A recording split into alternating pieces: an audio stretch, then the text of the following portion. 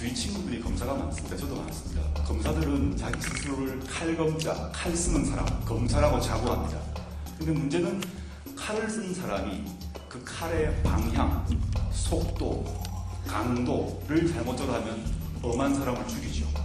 그럼 칼을 잘못 쓰는 검사는 그 칼을 뺏어야 됩니다. 아니면 그 칼을 막 쓰는 거죠. 일본 같은 경우는 수사권은 모두 경찰이 가지고 있고 검찰은 기소권만 갖습니다. 우리는 둘 다 갖습니다. 미국 같으면 중요한 검사장은 선고로 뽑지만 우리는 선고로 안 뽑습니다. 독일 같은 경우는 수사를 하고 난 뒤에 혐의가 확인되면 검사는 무조건 기소를 해야 됩니다. 한국은 검사가 기소할 수도 있고 안 할 수도 있습니다. 그 미국, 독일, 일본 등등 우리가 말하는 선진국 OECD 나라 수준의 검찰에서 좋은 것만 다 모아놨다 보시면 됩니다. 가장 막강함을 가지고 있고 그 권한을 쓸 것인가 말 것인가도 자신이 결정합니다. 선출되지도 않습니다. 이게 한국 검찰의 가장 막강한 권한이고요. 법무부 장관 밑에 검찰총장이 있습니다. 장관이 있습니다. 그 다음에 검찰 조직에는 차관급 검사장이 54명이 있습니다. 차관이 50몇 명이 있습니다.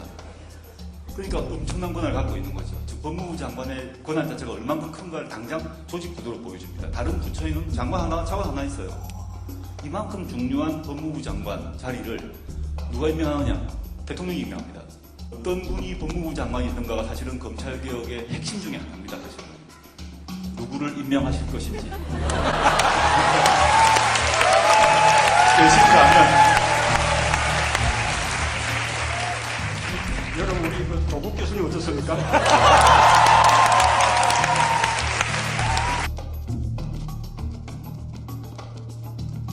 정치야 앞에 천천히 죽는 길이 남아 있습니다.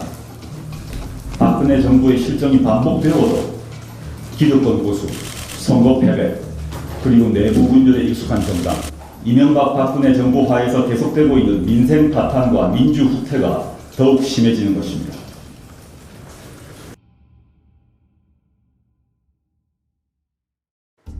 다시 한번 묻습니다.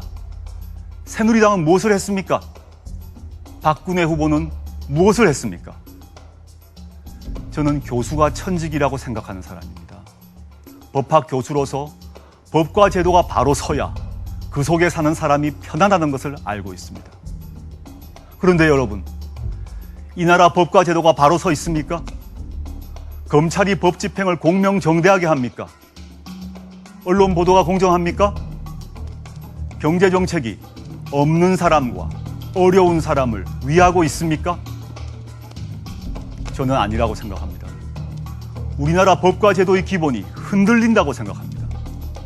헌법 정신이 제대로 실현되지 않는다고 생각합니다. 이제 법과 제도의 기본을 바로 세워야 할 때입니다. 그렇다면 정말로 제대로 준비된 대통령이 나와야 합니다. 저는 그 적임자가 바로 문재인 후보라고 생각합니다.